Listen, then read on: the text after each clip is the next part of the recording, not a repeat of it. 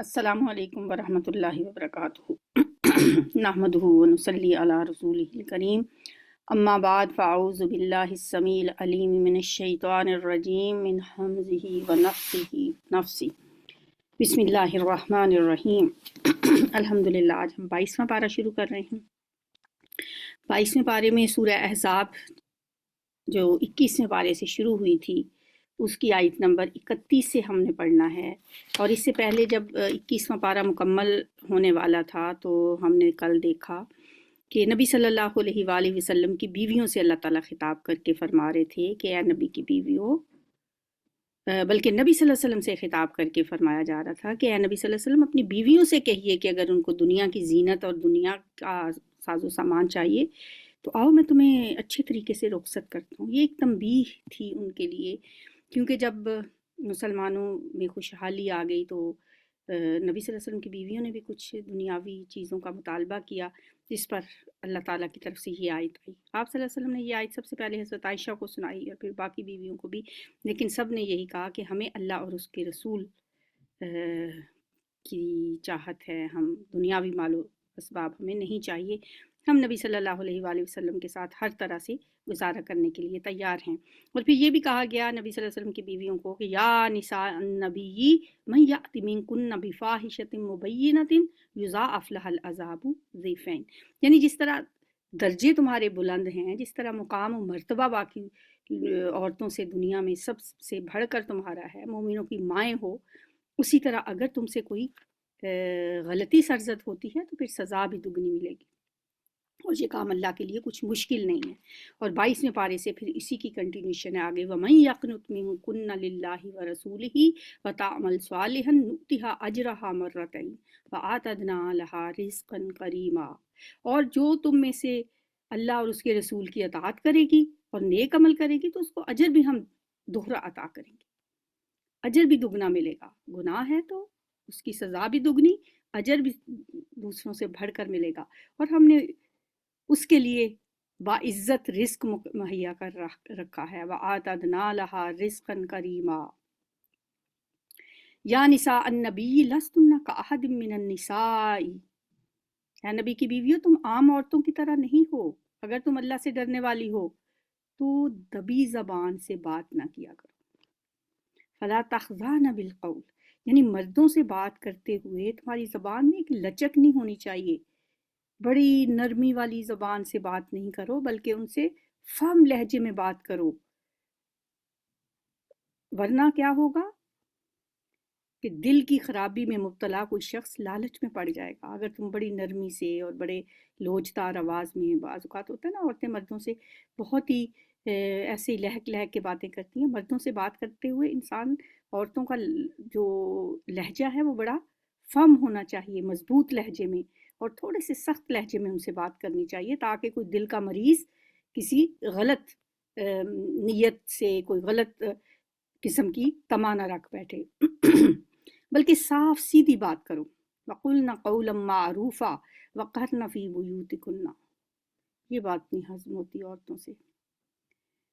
और अपने घरों में टिक कर बैठी रहो। वला तबर्रजना तबर्रुजल जाहिलियतिल ऊला, और ज़माना जाहिलियत जैसी सज धज ना दिखाती फिरो। घरों के अंदर जीनत का एहतमाम करो अपने शौहरों के लिए, लेकिन अपनी जीनत बाहर जाके ना दिखाओ।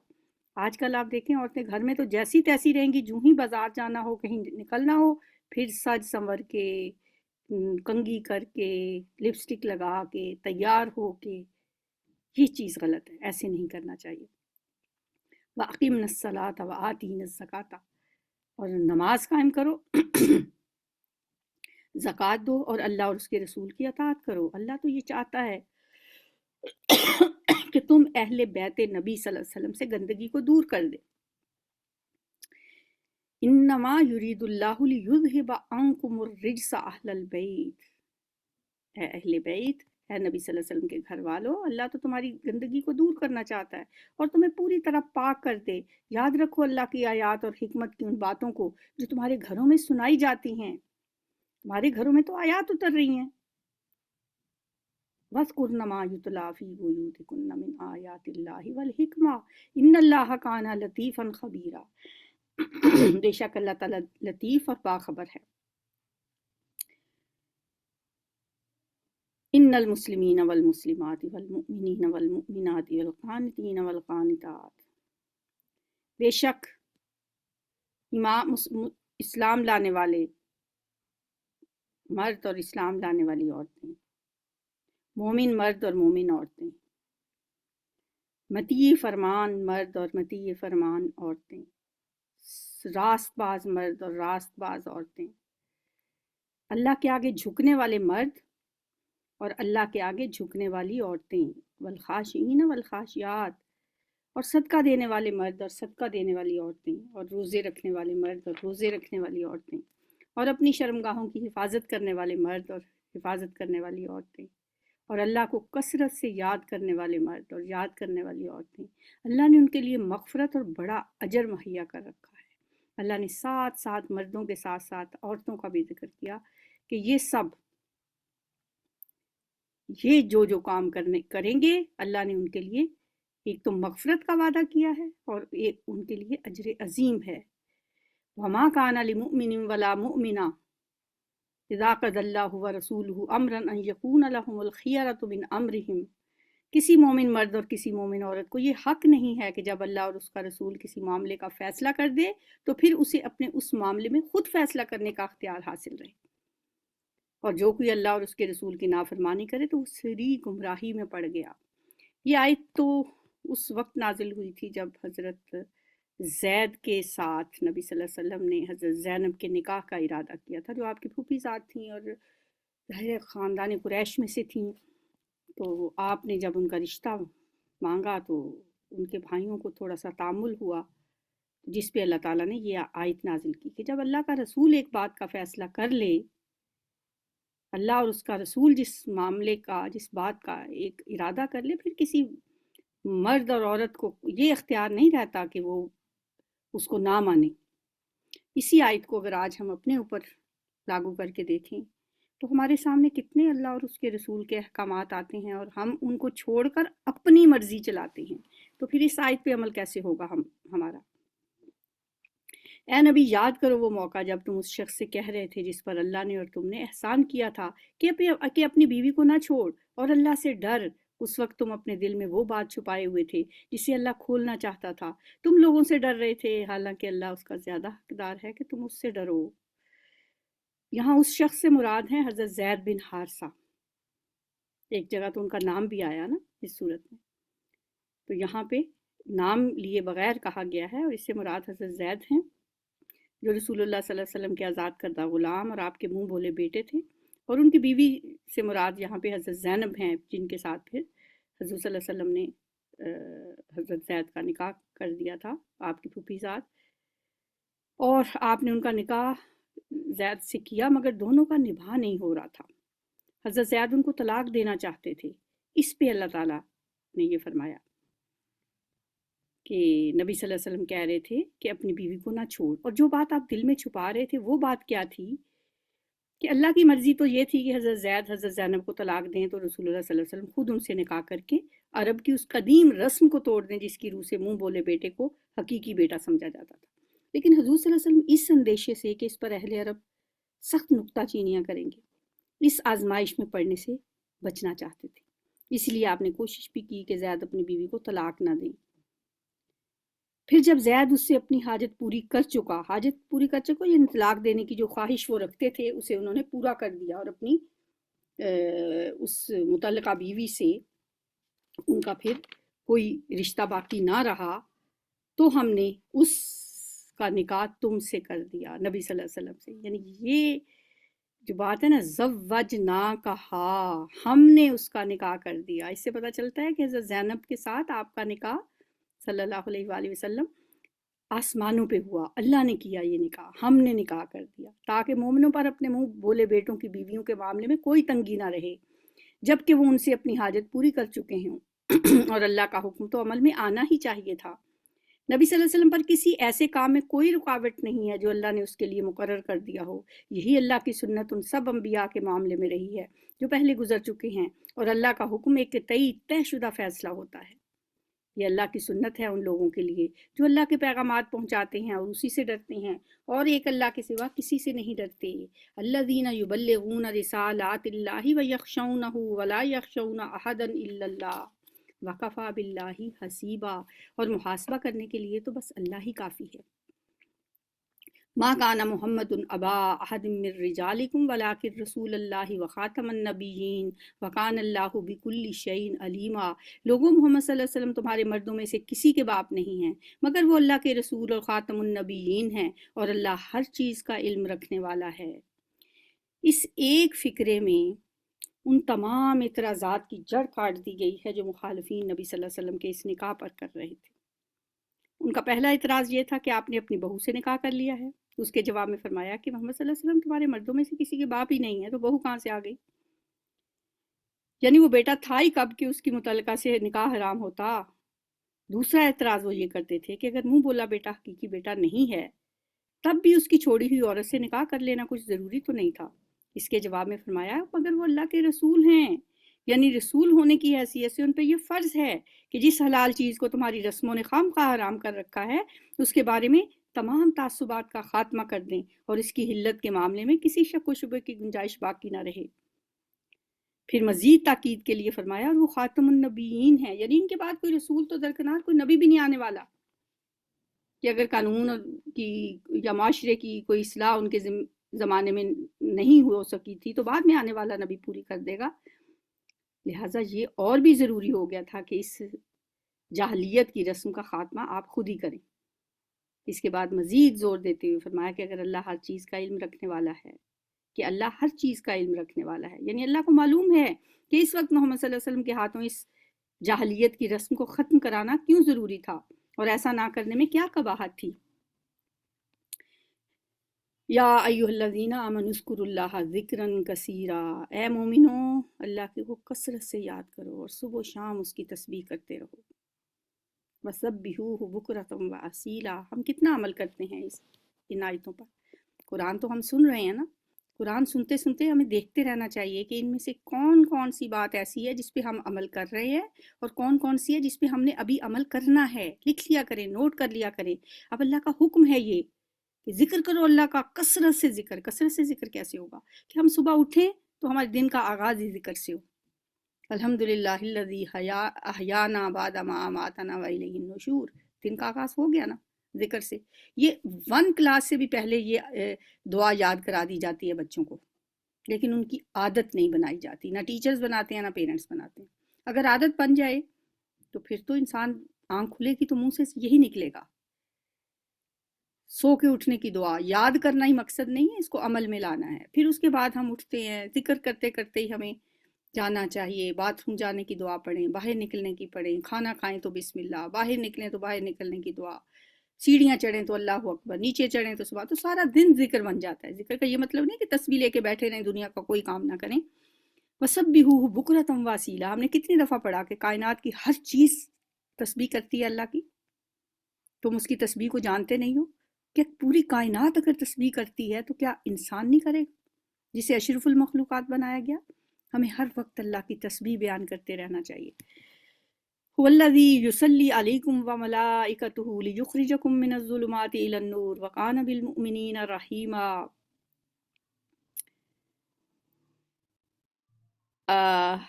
وہی ہے اللہ جو تم پر رحمت فرماتا ہے اور اس کے ملائکہ تمہارے لیے دعائے رحمت کرتے ہیں، نبی صلی اللہ علیہ وآلہ وسلم سے کہا جا رہا ہے، تاکہ وہ آپ کو تاریکیوں سے روشنی میں نکال لائے، اور وہ مومنوں پر بہت مہربان ہے۔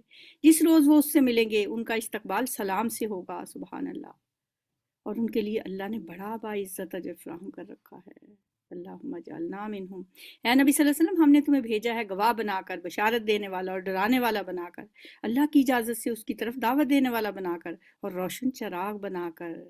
بشارت دے دو ان لوگوں کو جو آپ پر ایمان لائے ہیں کہ ان کے لیے اللہ کی طرف سے بڑا فضل ہے، اور ہرگز نہ دبو کفار و منافقین سے۔ ولا تطع الکافرین والمنافقین، کوئی پرواہ نہ کرو ان کی اذیت رسانی کی، اور بھروسہ کرو اللہ پر، اللہ ہی اس کے لیے کافی ہے کہ آدمی اپنے معاملات اس کے سپرد کر دے۔ सब कुछ इंसान अल्लाह के सुपुर्द कर दे, अल्लाह को सौंप दे। और उनकी जो कहा गया है कि उनकी अजियत रसानी की कोई परवाह ना करो, यानी उनकी जो वो नुक्ता चीनियाँ कर रहे हैं, इस निकाह पे बातें बना रहे हैं, तो आप उसकी परवाह ना करें।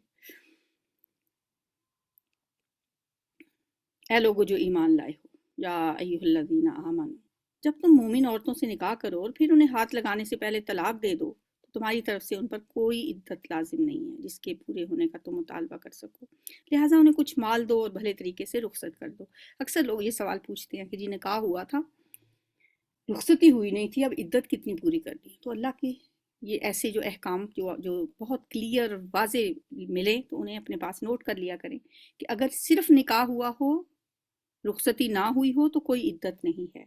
हाँ, उन्हें कुछ दे दिला के रुखसत करो, कुछ ना कुछ दे दो, ये अल्लाह का हुक्म है। निकाह हुआ तो एक औरत कुछ अरसा आपके साथ बंधी रही है, उसे कहते हैं मुताए तलाक। जो भी आप दे सकें, एक सूट दे दें, कुछ दे दें, जो आपकी हैसियत है। फमत्ती ऊ हुन्ना का ये मतलब है कि उन्हें कुछ ना कुछ दे दो, वसर्री हुन्ना सराहन जमीला, और फिर भले तरीके से छोड़ दो, रुखसत कर दो। ऐ नबी सल्लल्लाहु अलैहि वसल्लम, हमने तुम्हारे लिए हलाल कर दी तुम्हारी वो बीवियां जिनके मेहर तुमने अदा किए हैं। ये दरअसल इस साइट से जवाब दिया गया है इन लोगों के एतराज़ का, जो कहते थे कि मोहम्मद सल्लल्लाहु अलैहि वसल्लम दूसरे लोगों के लिए तो एक वक्त में 4 से ज़ायद बीवियां रखने को ममनू करा देते हैं, मगर खुद उन्होंने 5वीं बीवी कैसे कर ली? क्योंकि उस वक्त हजूर के घर में 4 बीवियां थीं, हज़रत आयशा, हज़रत सौदा, हज़रत हफ्सा और हज़रत उम्मे सलमा। तो 5वीं जब हज़रत ज़ैनब से निकाह किया तो हुआ, तो इस पे लोगों ने एतराज़ात किए। तो यहाँ अल्लाह ताला फरमा रहे हैं कि वो बीवियां जिनके तुमने मेहर अदा किए हैं, वो सब की सब आपके लिए हलाल हैं, और वो औरतें जो अल्लाह की अता करदा लौंडियों में से तुम्हारी मलकियत में आएँ, वो भी तुम्हारे लिए हलाल हैं। और तुम्हारी वो चचाजाद, फूफीजाद, मामूजाद, खालाजाद बहनें जिन्होंने तुम्हारे साथ हिजरत की है, और वो मोमिन औरत जिसने अपने आप को नबी के लिए हिबा कर दिया हो, अगर नबी उसे निकाह में लेना चाहे, ये रियायत खालिस्तन तुम्हारे लिए है, दूसरे मोमिनों के लिए नहीं है। ये बात खास है। मिन दू खालिसतल्ला का मिनल मोमिनी मिन दूनिल मोमिनी, यानी 4 से ज़्यादा निकाह करना खालिसतल्ला का मिन दूनिल मोमिनी, अल्लाह का हुक्म है कि ये सिर्फ आपके लिए, ये आपके खसाइसे नबुव्वत कह लें कि नबी सल्लल्लाहु अलैहि वसल्लम की खसूसियात में से ये भी एक है कि आपके लिए इजाज़त थी कि वो 4 से ज़्यादा निकाह कर सकते थे। दूसरे लोगों के लिए, दूसरे मोमिनों के को ये इजाज़त नहीं है। यानी इन 5 बीवियों को जब 5 हो गई ना, इनके अलावा भी मज़ीद उन अक़साम की ख़वातीन को भी आप अपनी ज़ौजियत में लाने की इजाज़त दे दी गई है, जिनका इस आयत में ज़िक्र किया गया है कि आप कर सकते हैं। हमें मालूम है कि आम मोमिनों पर उनकी बीवियों और लौंडियों के बारे में हमने क्या हदूद आयद की हैं कि वो तो 4 से ज़्यादा नहीं कर सकते। तुम्हें इन हदूद से हमने इसलिए मुस्तस्ना किया है ताकि तुम्हारे ऊपर कोई तंगी ना रहे, और अल्लाह गफूरुर रहीम है। तुम्हें इख्तियार दिया जाता है कि अपनी बीवियों में से जिसको चाहो अपने से अलग रखो, जिसे चाहो अपने साथ रखो, और जिसे चाहो अलग रखने के बाद अपने पास बुला लो। इस मामले में तुम पे कोई तंगी नहीं है। इस तरह ज़्यादा मुतवक्के है कि उनकी आंखें ठंडी रहेंगी और वो रंजीदा ना होंगी, और जो कुछ भी तुम उनको दोगे इस पर वो सब राज़ी हो रहेंगी। अल्लाह जानता है जो कुछ तुम लोगों के दिलों में है, और अल्लाह अलीम और हलीम है। इसके बाद तुम्हारे लिए दूसरी औरतें हलाल नहीं हैं, और ना इसकी इजाज़त है कि इनकी जगह और बीवियां ले आओ, खा उनका हुस्न तुम्हें कितना ही पसंद क्यों ना हो। इस अरशाद के, इस आयत के 2 मतलब हो सकते हैं।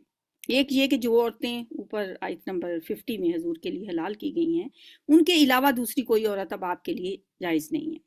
दूसरा मतलब ये हो सकता है कि जब आपकी बीवियां इस बात के लिए राज़ी हो गई हैं कि तंगी तुर्शी में वो आपका साथ देंगी, जैसे वो आयत तखीर आई थी, तो उसके बाद उन्होंने कहा था कि हम हर हाल में आपके साथ हैं, और आखिरत के लिए दुनिया को उन्होंने छोड़ दिया, और इस पर भी वो खुश हैं कि आप जो बर्ताव भी उनके साथ चाहें करें। तो अब आपके लिए ये जायज़ नहीं, ये हलाल नहीं कि उनमें से आप किसी को तलाक दें और उसकी जगह कोई और बीवी लें। इस आयत का कि ये 2 मतलब हो सकते हैं। अलबत्ता लौंडियों की तुम्हें इजाज़त है, अल्लाह हर चीज़ पर निगरान है। लौंडियाँ जो हैं मनकूहा बीवियों के अलावा, उनसे भी तमत्तु की इजाज़त है, और इनके लिए तादाद की कोई कैद नहीं है। اے لوگوں جو ایمان لائے ہو، نبی کے گھروں میں بلا اجازت نہ چلے آیا کرو، نہ کھانے کا وقت تاکتے رہو۔ ہاں اگر تمہیں کھانے پر بلایا جائے تو ضرور آؤ، مگر جب کھانا کھا لو تو منتشر ہو جاؤ، باتیں کرنے میں نہ لگے رہو۔ تمہاری یہ حرکتیں نبی کو تکلیف دیتی ہیں، مگر وہ شرم کی وجہ سے کچھ نہیں کہتے۔ یہ حضرت زینب کا جب نکاح اللہ تعالیٰ نے کیا تو اس کے بعد نبی صلی اللہ علیہ وسلم نے ولیمہ کیا اور لوگوں کو اس ولیمے پہ بلایا، تو کھانا کھانے کے بعد دیر تک لوگ وہاں بیٹھے باتیں کرتے رہے۔ نبی صلی اللہ علیہ وسلم خود اپنے منہ سے نہیں کہہ رہے تھے کہ بس کرو اب چلے جاؤ، کھانا ہو گیا اب گھروں کو جاؤ۔ تو اللہ تعالیٰ نے اس بات کی صراحت کر دی کہ نبی تو شرماتے ہیں، وہ آپ سے کچھ نہیں کہتے، لیکن تم تو کچھ خیال کرو، اللہ تو حق بات کہنے میں نہیں شرماتا۔ نبی کی بیویوں سے اگر تمہیں کچھ مانگنا ہو تو پردے کے پیچھے سے مانگا کرو۔ وَإِذَا سَأَلْتُمُوهُنَّ مَتَاعًا فَاسْأَلُوهُنَّ مِنْ وَرَاءِ حِجَاب، پردے کے پیچھے سے مانگا کرو، یہ تمہارے اور ان کے دلوں کی پاکیزگی کے لیے زیادہ مناسب طریقہ ہے۔ تمہارے لیے یہ ہرگز جائز نہیں کہ اللہ کے رسول کو تکلیف دو، اور نہ یہ جائز ہے کہ ان کے بعد ان کی بیویوں سے نکاح کرو، یہ اللہ کے نزدیک بہت بڑا گناہ ہے۔ تم خواہ کوئی بات ظاہر کرو یا چھپاؤ، اللہ کو ہر بات کا علم ہے۔ جب انہیں ام المومنین کا درجہ دے دیا گیا تو اب آپ کے بعد کسی شخص کا نکاح ان کے ساتھ نہیں ہو سکتا۔ حضرت عائشہ 18 سال کی تھی جب بیوہ ہو گئیں، اس کے بعد وہ سال ہر سال زندہ رہیں، لیکن ظاہر ہے وہ مومنوں کی ماں تھیں۔ ازواج نبی صلی اللہ علیہ وآلہ وسلم کے لیے اس میں کوئی حرج نہیں ہے کہ ان کے باپ، ان کے بیٹے، ان کے بھائی، ان کے بھتیجے، ان کے بھانجے، ان کے میل جول کی عورتیں اور ان کے غلام گھروں میں آئیں، یعنی یہ ان کے جو محرم رشتے ہیں۔ اے عورتوں تمہیں اللہ کی نافرمانی سے پرہیز کرنا چاہیے، اللہ ہر چیز پر نگاہ رکھتا ہے۔ ان اللہ و ملائکتہ یصلون علی النبی یا ایھا الذین آمنوا صلوا علیہ وسلموا تسلیما، اللہ اور اس کے ملائکہ نبی صلی اللہ علیہ وسلم پر درود بھیجتے ہیں۔ اے لوگو جو ایمان لائے ہو تم بھی ان پر درود و سلام بھیجو۔ اللہ کی طرف سے اپنے نبی پر صلوات کا مطلب یہ ہے کہ وہ آپ پر بہت مہربان ہے، آپ کی تعریف کرتا ہے، آپ کے کام میں برکت دیتا ہے، آپ کا نام بلند کرتا ہے، وَرَفَعْنَا لَكَ ذِكْرَكَ، اور آپ پر اپنی رحمتوں کی بارش فرماتا ہے۔ اور ملائکہ کی طرف سے آپ پر صلوات کا مطلب یہ ہے کہ وہ آپ سے بہت محبت رکھتے ہیں، آپ کے حق میں اللہ سے دعائیں کرتے ہیں کہ وہ آپ کو زیادہ سے زیادہ بلند مرتبے عطا فرمائے۔ اور مومنوں کی طرف سے آپ پر صلوات کا مطلب یہ ہے کہ وہ بھی آپ کے حق میں اللہ سے دعا کریں کہ وہ آپ پر اپنی رحمتیں نازل فرمائے، جیسے ہم ہر نماز میں کہتے ہیں اللہم صلی علی محمد وعلی آل محمد۔ تو یہ نبی صلی اللہ علیہ وسلم پر صلوات بھیجنا ہے، درود و سلام بھیجنا ہے، جیسے اللہ اور فرشتے بھیجتے ہیں تو مومنوں کو بھی حکم دیا گیا ہے کہ نبی صلی اللہ علیہ وسلم پر درود و سلام بھیجا کرو۔ جو لوگ اللہ اور اس کے رسول کو اذیت دیتے ہیں ان پر دنیا اور آخرت میں اللہ نے لعنت فرمائی ہے۔ اللہ تعالیٰ ہمیں اس لعنت سے بچائے، اور ان کے لیے رسوا کن عذاب مہیا کر دیا ہے۔ اور جو لوگ مومن مردوں اور عورتوں کو بے قصور اذیت دیتے ہیں انہوں نے ایک بڑے بہتان اور سری گناہ کا وبال اپنے سر لے لیا ہے۔ اے نبی صلی اللہ علیہ وسلم اپنی بیویوں اور بیٹیوں اور اہل ایمان کی عورتوں سے کہہ دو کہ اپنے اوپر اپنی چادروں کے پلو لٹکا لیا کریں، یہ زیادہ مناسب طریقہ ہے تاکہ وہ پہچان لی جائیں اور ستائی نہ جائیں، اللہ بڑا غفور الرحیم ہے۔ اب دیکھیں مدنی صورتوں اور مکی صورتوں میں کتنا فرق ہے نا۔ مدنی صورتوں میں ہمیں احکامات ہی احکامات ملیں گے، یہ کر لو وہ کر لو، اور مکی صورتوں میں توحید کی بات، انبیاء کے قصے، نبی صلی اللہ علیہ وآلہ وسلم کی دل جوئی کے لیے، کبھی وہ کہہ رہے ہیں کہ آسمان سے عذاب کیوں نہیں آ جاتا، کبھی کہتے ہیں قیامت کب آئے گی، کبھی نبی صلی اللہ علیہ وآلہ وسلم کو تسلیاں دی جا رہی ہیں، کبھی ان کو سمجھایا جا رہا ہے، توحید کی، اللہ کی قدرت کی نشانیاں بتائی جا رہی ہیں۔ اور مدنی صورتوں میں احکام ملتے ہیں ہمیں، جہاں پہ پردے کا حکم آ گیا، یعنی چادر اوڑھ کر اوپر سے اس طرح سے گھونگھٹ ڈال لیا کرو کہ منہ نہ کھلے۔ حضرت ابن عباس نے، شاید یا حضرت عبداللہ ابن عباس نے یا حضرت عباس نے، اس آیت کا مطلب سمجھاتے ہوئے ایک چادر لے کے اپنے اوپر ڈالی اور اپنا سب کچھ اپنا کور کیا، صرف ایک آنکھ ننگی رکھی، اور کہا اس آیت کا یہ مطلب ہے کہ اس طرح سے اپنے اوپر اپنی چادریں ڈال لیا کرو، چادروں کے پلو لٹکا لیا کرو۔ یدنین علیہن من جلابیبہن، علیہن، علا ہوتا ہے اوپر سے ڈالنا، مطلب ایک سمجھیں کہ کوئی بھی چیز پڑی ہوئی ایک بوٹل ہے، اس کے اوپر سے اب آپ یہ کپڑا ڈالیں گے تو وہ ساری کور ہو جائے گی، اس طرح سے کور کرنا ہے۔ تو انہوں نے ایک آنکھ ننگی کر کے بتایا کہ ایک آنکھ ننگی کر کے دیکھنے کے لیے باقی اپنے چادروں کو اپنے اوپر سے ڈال لیا کریں، اس طرح سے باہر نکلیں، اور اس کا مقصد بھی بتا دیا تاکہ وہ ستائی نہ جائیں، پہچان لی جائیں۔ ان کو اس سادہ اور حیادار لباس میں دیکھ کر ہر دیکھنے والا یہ جان لے کہ یہ شریف اور باعصمت عورتیں ہیں، آوارہ نہیں ہیں، کوئی بد کردار انسان ان سے اپنے دل کی تمنا پوری کرنے کی امید نہ رکھے، اور ستائی نہ جائیں، یعنی ان کو چھیڑا نہ جائے، ان سے تعرض نہ کیا جائے۔ اگر منافقین اور وہ لوگ جن کے دلوں میں خرابی ہے اور وہ جو مدینہ میں اشتعال پیدا کرنے والی افواہیں پھیلانے والے ہیں اپنی حرکتوں سے باز نہ آئے تو ہم ان کے خلاف کارروائی کرنے کے لیے تمہیں اٹھا کھڑا کریں گے، پھر وہ اس شہر میں مشکل ہی سے تمہارے ساتھ رہ سکیں گے، ان پر ہر طرف سے لعنت کی بچھاڑ ہوگی، جہاں کہیں پائے جائیں گے پکڑے جائیں گے اور بری طرح مارے جائیں گے۔ یہ اللہ کی سنت ہے جو ایسے لوگوں کے معاملے میں پہلے سے چلی آ رہی ہے، سنت اللہ فی الذین خلو من قبل ولن تجد لسنت اللہ تبدیلا، اور آپ اللہ کی سنت میں کوئی تبدیلی نہ پائیں گے۔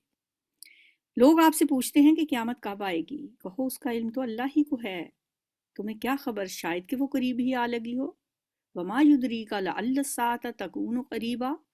بہرحال یہ امر یقینی ہے کہ اللہ نے کافروں پر لعنت کی ہے اور ان کے لیے بھڑکتی ہوئی آگ مہیا کر دی ہے جس میں وہ ہمیشہ رہیں گے، کوئی حامی و مددگار نہ پا سکیں گے، جس روز ان کے چہرے آگ پر الٹ پلٹ کیے جائیں گے۔ اس وقت وہ کہیں گے کہ کاش ہم نے اللہ اور رسول کی اطاعت کی ہوتی، اور کہیں گے اے ہمارے رب، ہم نے اپنے سرداروں اور اپنے بڑوں کی اطاعت کی اور انہوں نے ہمیں راہ راست سے بے راہ کر دیا، اے رب ان کو دوہرا عذاب دے اور ان پر سخت لعنت کر۔ اس وقت پھر ان پہ لعنتیں کریں گے کہ انہوں نے ہمیں گمراہ کیا تھا۔ کتنا سخت دن ہوگا نا، یوم تقلب وجوہہم فی النار، ان کے چہرے آگ پر الٹ پلٹ کیے جائیں گے۔ استغفر اللہ، اللہم لا تجعلنا منہم، اللہم اجرنا من النار۔ سب سے زیادہ تکلیف انسان کہاں محسوس کرتا ہے؟ چہرے پر۔ چہرے پہ کوئی بھی چیز لگنے لگے انسان اپنا ہاتھ آگے کر دیتا ہے کہ چہرے پہ نہ لگے، ہاتھ پہ لگ جائے، ہاتھ تو پھر برداشت کر لے گا، لیکن چہرے پہ بہت نازک جگہ ہوتی ہے۔ اس دن یوم تقلب وجوہہم فی النار۔ استغفر اللہ۔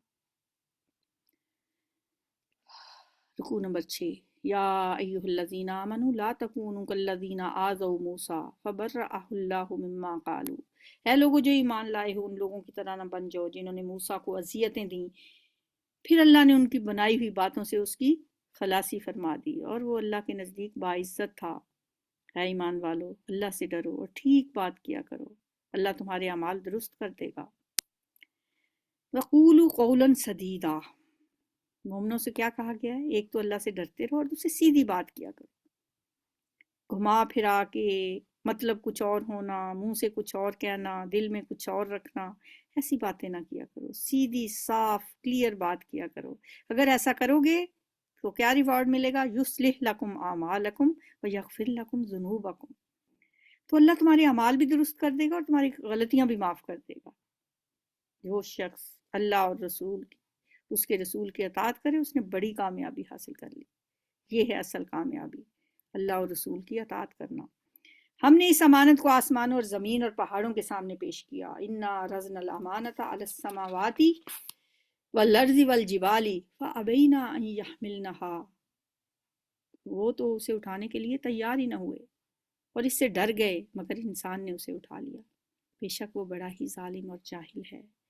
یعنی اس بار امانت کا حامل ہو کر بھی اگر انسان ذمہ داری پوری نہ کرے اور خیانت کرے تو پھر تو وہ ظالم ہی ہے نا۔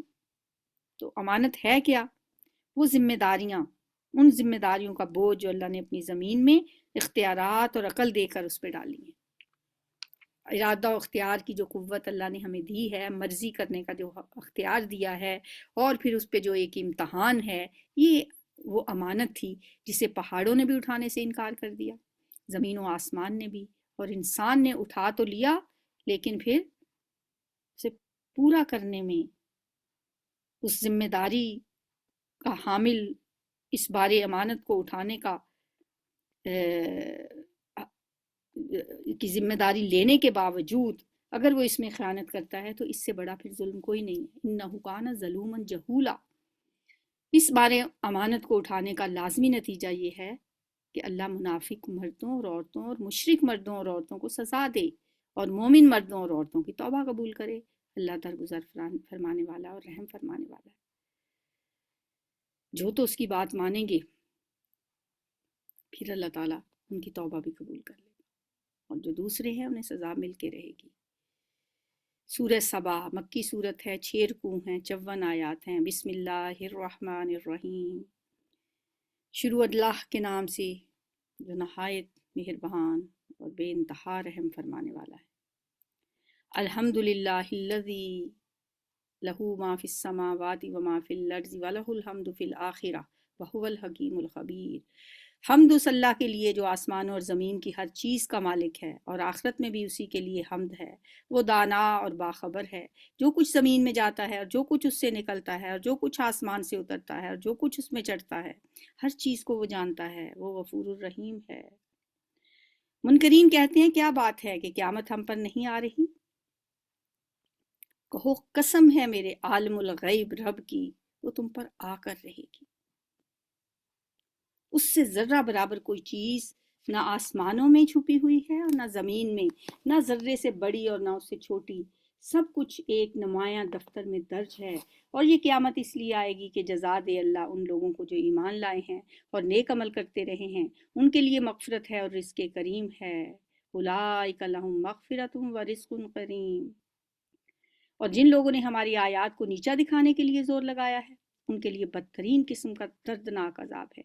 ऐ नबी सल्लल्लाहु अलैहि वसल्लम, इल्म रखने वाले खूब जानते हैं कि जो कुछ तुम्हारे रब की तरफ से तुम पे नाजिल किया गया है वो सरासर हक है और खुदाए अजीज़ व हमीद का रास्ता दिखाता है। मुनकरीन लोगों से कहते हैं, हम बताएं तुम्हें ऐसा शख्स जो खबर देता है कि जब तुम्हारे जिस्म का ज़र्रा ज़र्रा मुंतशिर हो चुका होगा, उस वक्त तुम नए सिरे से पैदा कर दिए जाओगे। ना मालूम ये शख्स अल्लाह के नाम से झूठ करता है, जैसे जुनून लाहक हो गया है। नाउज़ुबिल्लाह। नबी सल्लल्लाहु अलैहि वसल्लम के बारे में ऐसी बातें करते थे। नहीं, बल्कि जो लोग आखिरत को नहीं मानते वो अजाब में मुब्तला होने वाले हैं, और वही बुरी तरह बहके हुए हैं। क्या उन्होंने कभी उस आसमान और ज़मीन को नहीं देखा जो उन्हें आगे और पीछे से घेरे हुए हैं? हम चाहें तो उन्हें ज़मीन में धंसा दें या आसमान के कुछ टुकड़े इन पर गिरा दें। दर हकीकत इसमें एक निशानी है हर उस बंदे के लिए जो अल्लाह की तरफ रुजू करने वाला हो। हमने दाऊद अलैहिस्सलाम को अपने हाथ से बड़ा फजल अता किया था। हमने हुक्म दिया कि ए पहाड़ों, इसके साथ हम आहंगी करो, यानी इसके साथ अल्लाह की हम्द व सना के तराने गाने में शामिल हो जाओ। और यही हुक्म हमने परिंदों को दिया। हमने लोहे को उसके लिए नर्म कर दिया, इस हदायत के साथ कि जिरहें बना और उनके हल्के ठीक अंदाजे पर रख। ए आले दाऊद, नेक अमल करो, जो कुछ तुम करते हो उसको मैं देख रहा हूँ। और सुलेमान अलैहिस्सलाम के लिए हमने हवा को मुसख्खर कर दिया। वली सुलेमान और रीहा को दुवुहा शहरुन व रवाहुहा शहरुन। सुबह के वक्त उसका चलना 1 महीने की राह तक और शाम के वक्त उसका चलना 1 महीने की राह तक। हमने उसके लिए पिघले हुए तांबे का चश्मा बहा दिया और ऐसे जिन उसके ताबे कर दिए जो अपने रब के हुक्म से उसके आगे काम करते थे। उनमें से जो हमारे हुक्म से सरकशी करता, उसको हम भड़कती हुई आग का मजा चखाते। वो उसके लिए बनाते थे जो कुछ वो चाहता, ऊंची इमारतें, तस्वीरें, बड़े बड़े हौज जैसे लगन और अपनी जगह से ना हटने वाली भारी देगें। ऐ आले दाऊद, अमल करो शुक्र के तरीके पर, मेरे बंदों में बहुत ही कम शुक्रगुजार हैं। यानी ये जो कहा गया ना कि तस्वीरें बनाता था, तो बनाते थे वो, ज़रूरी नहीं है कि वो इंसान या हैवानों ही की तस्वीरें हों। हज़रत सुलेमान की शरीयत भी वही थी, मूसा अलैहिस्सलाम की शरीयत के पैरोकार थे वो। और हज़रत मूसा की शरीयत में जानदार की तस्वीर बनाना उसी तरह हराम था जिस तरह हमारी शरीयत में हराम है। फिर जब सुलेमान पर हमने मौत का फैसला नाफिज किया, फलम्मा क़ज़ैना अलैहिल मौत मा दल्लहुम अला मौतिही इल्ला दाब्बतुल अर्ज़। तो जिन्नों को उसकी मौत का पता देने वाली कोई चीज उस घुन के सिवा न थी जो उसके असा को खा रहा था। हजरत सुलेमान अलैहिस्सलाम जाहिर जिन्नों से काम करवाते थे, बिल्डिंग्स बनवाते थे, तो वो उनकी चूंकि काम में लगे हुए थे। हजरत सुलेमान अलैहिस्सलाम एक असा के सहारे खड़े थे उनकी निगरानी पे। उनकी मौत का वक्त आ गया तो अल्लाह ताला ने हजरत सुलेमान को उसी तरह उस اپنے عصا کے سہارے ہی کھڑا ہی رکھا ان کے جسم کو۔ اور کتنا عرصہ گزر گیا ہوگا، جن اپنے کام میں لگے رہے، انہیں نہیں پتہ چل سکا کہ حضرت سلیمان علیہ السلام فوت ہو گئے ہیں۔ جنوں کی عقل اتنی زیادہ نہیں ہوتی، سمجھ بہت کم ہوتی ہے ان کی، تو ان کو پتہ ہی نہیں چلا۔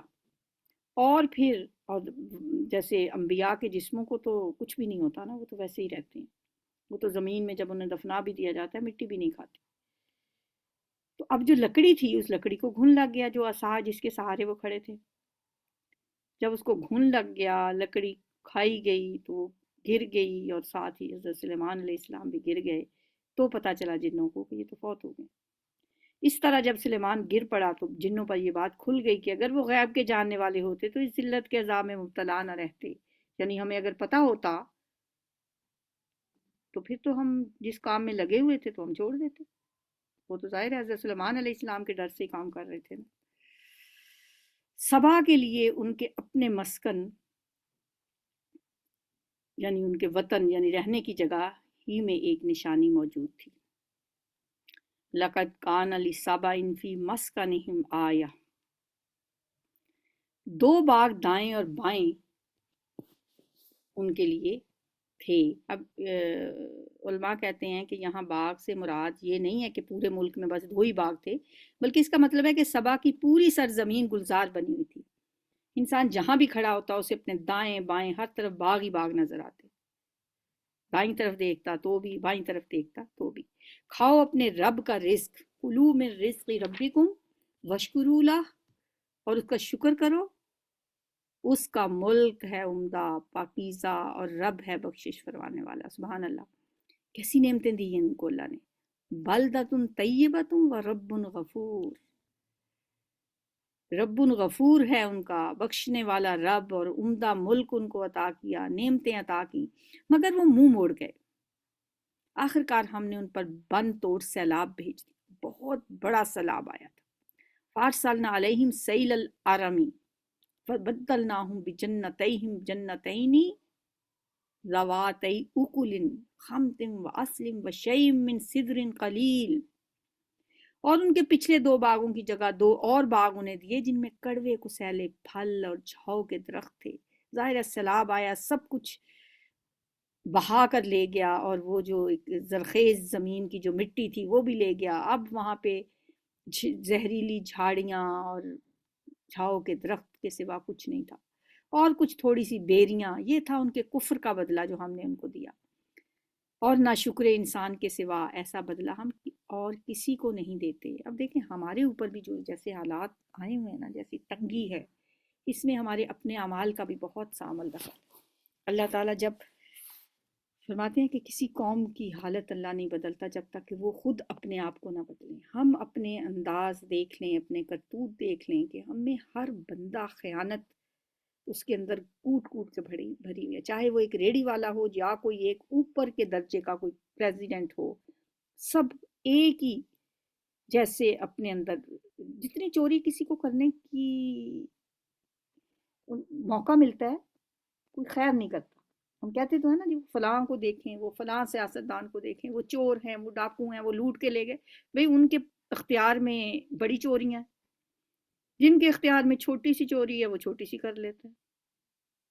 جتنا کسی کو موقع ملتا ہے چھوڑتا تو کوئی بھی نہیں ہے۔ جب ہم ایسے ہو جائیں گے تو ڈرنا چاہیے اللہ کے عذاب سے۔ پھر ایسے عذاب آتے ہیں، اللہ نے قرآن میں کیسی کیسی مثالیں دے کے ہمیں سمجھایا۔ اور ہم نے ان کے اور ان بستیوں کے درمیان جن کو ہم نے برکت عطا کی تھی نمایاں بستیاں بسا دی تھیں، اور ان میں سفر کی مسافتیں ایک اندازے پر رکھ دی تھی۔ اب یہاں پہ جو بات کی جا رہی ہے وہ ہے برکت والی بستیاں، کہا جا رہا ہے شام اور فلسطین کو۔ نمایاں بستیوں سے مراد یہ ہے کہ ایسی بستیاں جو شاہراہ عام پر واقع ہوں، کہیں اندر گوشوں میں چھپی ہوئی نہ ہوں۔ اور سفر کی مسافتوں کے ایک اندازے پر رکھنے سے مراد ہے کہ یمن سے شام تک کا پورا سفر مسلسل آباد علاقے میں طے ہوتا تھا، جس کی ہر منزل سے دوسری منزل تک کی مسافت معلوم اور متعین تھی۔ رستے میں ان کو سرائیں ملتی تھیں، ٹھہرنے کی جگہ ملتی تھیں، بارونق وہ ایک سفر ہوتا تھا ان کا۔ چلو پھر ان راستوں میں رات دن پورے امن کے ساتھ، مگر انہوں نے کہا اے ہمارے رب، ہماری مسافت سفر کی مسافتیں لمبی کر دے، یہ ضروری نہیں کہ انہوں نے منہ سے کہہ کے یہ دعا مانگی ہو. بعض اوقات انسان ایسا عمل کرتا ہے جس سے معلوم ہوتا ہے کہ گویا وہ اسے اپنے اللہ سے یہ کہہ رہا ہو کہ یہ نعمت جو تو نے مجھے دی ہے میں اس کے قابل نہیں ہوں. اب اس آیت سے یہ پتہ چلتا ہے کہ وہ قوم اپنی آبادی کی کثرت کو اپنے لیے مصیبت سمجھ رہی تھی اور چاہتی تھی کہ آبادی اتنی گھٹ جائے کہ سفر کی منزلیں جو ہیں وہ دور دور ہو جائیں. انہوں نے اپنے اوپر ظلم کیا، آخر کار ہم نے انہیں افسانہ بنا کے رکھ دیا اور انہیں بالکل تتر بتر کر ڈالا. اور یقیناً اس میں نشانیاں ہیں ہر اس شخص کے لیے جو بڑا صابر و شاکر ہو. ان کے معاملے میں ابلیس نے اپنا گمان صحیح پایا اور انہوں نے اسی کی پیروی کی بجز ایک تھوڑے سے گروہ کے جو مومن تھا. ابلیس کو ان پر کوئی اقتدار حاصل نہ تھا، مگر جو کچھ ہوا وہ اس لیے ہوا کہ ہم یہ دیکھنا چاہتے تھے کہ کون آخرت کا ماننے والا ہے اور کون اس کی طرف سے شک میں پڑا ہوا ہے. تیرا رب ہر چیز پر نگران ہے. اے نبی صلی اللہ علیہ وسلم، ان مشرکین سے کہہ دیجئے پکار دیکھو اپنے ان معبودوں کو جنہیں تم اللہ کے سوا اپنا معبود سمجھے بیٹھے ہو. وہ نہ آسمانوں میں کسی ذرہ برابر چیز کے مالک ہیں اور نہ زمین میں. وہ آسمان و زمین کی ملکیت میں شریک بھی نہیں ہیں. ان میں سے کوئی اللہ کا مددگار بھی نہیں ہے اور اللہ کے حضور کوئی شفاعت بھی کسی کے لیے نفع نہیں دے سکتی بجز اس شخص کے جس کے لیے اللہ نے سفارش کی اجازت دی ہو. حتیٰ کہ جب لوگوں کے دلوں سے گھبراہٹ دور ہوگی، یعنی قیامت کے دن، حتیٰ اذا فزع عن قلوبہم قالوا ماذا، تو وہ سفارش کرنے والوں سے پوچھیں گے کہ تمہارے رب نے کیا جواب دیا. ماذا قال ربکم قالوا الحق وهو العلی الکبیر. وہ کہیں گے کہ ٹھیک جواب ملا ہے اور وہ بزرگ و برتر ہے. ہے نبی صلی اللہ علیہ وسلم، ان سے پوچھو کون تمہیں آسمانوں اور زمین سے رزق دیتا ہے؟ کہو اللہ. اب لا محالہ ضرور ہم میں اور تم میں سے کوئی ایک ہی ہدایت پر ہے یا کھلی گمراہی میں پڑا ہوا ہے. ان سے کہو جو قصور ہم نے کیا ہو اس کی کوئی باز پرس تم سے نہ ہوگی اور جو کچھ تم کر رہے ہو اس کی کوئی جواب طلبی ہم سے نہیں کی جائے گی. کہو ہمارا رب ہمیں جمع کرے گا، پھر ہمارے درمیان ٹھیک ٹھیک فیصلہ کر دے گا. وہ ایسا زبردست حاکم ہے جو سب کچھ جانتا ہے. ان سے کہو ذرا مجھے دکھاؤ تو صحیح وہ کون ہستیاں ہیں جنہیں تم نے اس کے ساتھ شریک لگا رکھا ہے. قل ارونی الذین الحقتم به شرکاء کلا بل هو اللہ العزیز الحکیم. ہرگز نہیں، زبردست اور دانا تو بس وہ اللہ ہی ہے. اور اے نبی صلی اللہ علیہ وسلم، ہم نے تم کو تمام ہی انسانوں کے لیے بشیر و نذیر بنا کر بھیجا ہے، مگر اکثر لوگ جانتے نہیں ہیں. یہ لوگ تم سے کہتے ہیں کہ وہ قیامت کا وعدہ کب پورا ہوگا اگر تم سچے ہو. کہو تمہارے لیے ایک ایسے دن کی میعاد مقرر ہے جس کے آنے میں نہ ایک گھڑی بھر کی تاخیر تم کر سکتے ہو اور نہ ایک گھڑی بھر پہلے اسے لا سکتے ہو. یہ کافر کہتے ہیں کہ ہم ہرگز اس قرآن کو نہ مانیں گے اور نہ اس سے پہلے آئی ہوئی کسی کتاب کو تسلیم کریں گے. کاش تم دیکھو ان کا حال اس وقت جب یہ ظالم اپنے رب کے حضور کھڑے ہوں گے. اس وقت یہ ایک دوسرے پر الزام دھریں گے. جو لوگ دنیا میں دبا کر رکھے گئے تھے وہ بڑے بننے والوں سے کہیں گے اگر تم نہ ہوتے تو ہم مومن ہوتے. وہ بڑے بننے والے ان دبے ہوئے لوگوں کو جواب دیں گے کیا ہم نے تمہیں اس ہدایت سے روکا تھا جو تمہارے پاس آئی تھی؟ نہیں، بلکہ تم خود ہی مجرم تھے. وہ دبے ہوئے لوگ ان بڑے بننے والوں سے کہیں گے نہیں، بلکہ شب و روز کی مکاری تھی جب تم ہم سے کہتے تھے کہ ہم اللہ سے کفر کریں اور دوسروں کو اس کا ہمسر ٹھہرائیں. آخر کار جب یہ لوگ عذاب دیکھیں گے تو اپنے دلوں میں پچھتائیں گے اور ہم ان منکرین کے گلوں میں توق ڈال دیں گے. استغفر اللہ. کیا لوگوں کو اس کے سوا کوئی اور بدلہ دیا جا سکتا ہے کہ جیسے اعمال ان کے تھے ویسی ہی جزا وہ پائیں؟ هل یجزون الا ما کانوا یعملون. کبھی ایسا نہیں ہوا کہ ہم نے کسی بستی میں ایک خبردار کرنے والا بھیجا ہو اور اس بستی کے کھاتے پیتے لوگوں نے یہ نہ کہا ہو کہ جو پیغام تم لے کر آئے ہو اس کو ہم نہیں مانتے. انہوں نے ہمیشہ یہی کہا کہ ہم تم سے زیادہ مال اور اولاد رکھتے ہیں اور ہم ہرگز سزا پانے والے نہیں ہیں. اے نبی صلی اللہ علیہ وسلم، ان سے کہیے میرا رب جسے چاہتا ہے کشادہ رزق دیتا ہے اور جسے چاہتا ہے نپاتلا عطا کرتا ہے، مگر اکثر لوگ اس کی حقیقت نہیں جانتے. رکوع نمبر 11. یہ تمہاری دولت اور تمہاری اولاد نہیں ہے جو تمہیں ہم سے قریب کرتی ہو، مگر جو ایمان لائے اور نیک عمل کرے. یہی لوگ ہیں جن کے لیے ان کے عمل کی دوہری جزا ہے اور وہ بلند و بالا عمارتوں میں اطمینان سے رہیں گے. رہے وہ لوگ جو ہماری آیات کو نیچا دکھانے کے لیے دوڑ دھوپ کرتے ہیں تو وہ عذاب میں مبتلا ہوں گے. اے نبی صلی اللہ علیہ وسلم ان سے کہیے میرا رب اپنے بندوں میں سے جسے چاہتا ہے کھلا رزق دیتا ہے اور جسے چاہتا ہے نپا تلا دیتا ہے۔ جو کچھ تم خرچ کر دیتے ہو اس کی جگہ وہی تم کو اور دیتا ہے، وہ سب رازقوں سے بہتر رازق ہے۔ خرچ کرنے سے کسی کا مال کم نہیں ہوتا، اللہ اور بڑھا دیتا ہے۔ وما انفقتم من شيء فهو يخلفه وهو خیر الرازقین۔ اس لیے کبھی خرچ ہو جانے کے ڈر سے، ختم ہو جانے کے ڈر سے مال روک کے نہ رکھا کریں، اللہ کے رستے میں کھلا خرچ کریں اور اللہ کی اس آیت پہ یقین رکھیں کہ اللہ تعالیٰ اور دے دیتا ہے۔ اور جس دن وہ تمام انسانوں کو جمع کرے گا پھر فرشتوں سے پوچھے گا کیا یہ لوگ تمہاری ہی عبادت کیا کرتے تھے؟ تو وہ جواب دیں گے پاک ہے آپ کی ذات، ہمارا تعلق تو آپ سے ہے نہ کہ ان لوگوں سے، دراصل یہ ہماری نہیں بلکہ جنوں کی عبادت کرتے تھے، ان میں سے اکثر انہی پر ایمان لائے ہوئے تھے۔ کیونکہ مشرکین عرب فرشتوں کو کی بھی عبادت کرتے تھے نا، انہیں بیٹیاں کہتے تھے اللہ کی، اس لیے اللہ تعالیٰ نے بتایا ہے کہ قیامت کے دن جب فرشتوں سے پوچھا جائے گا تو وہ جواب دیں گے دراصل یہ ہماری نہیں بلکہ ہمارا نام لے کر شیاطین کی بندگی کر رہے تھے، کیونکہ شیاطین ہی نے ان کو یہ راستہ دکھایا تھا کہ اللہ کو چھوڑ کر دوسروں کو اپنا حاجت روا سمجھو اور ان کے آگے نظر و نیاز پیش کرو۔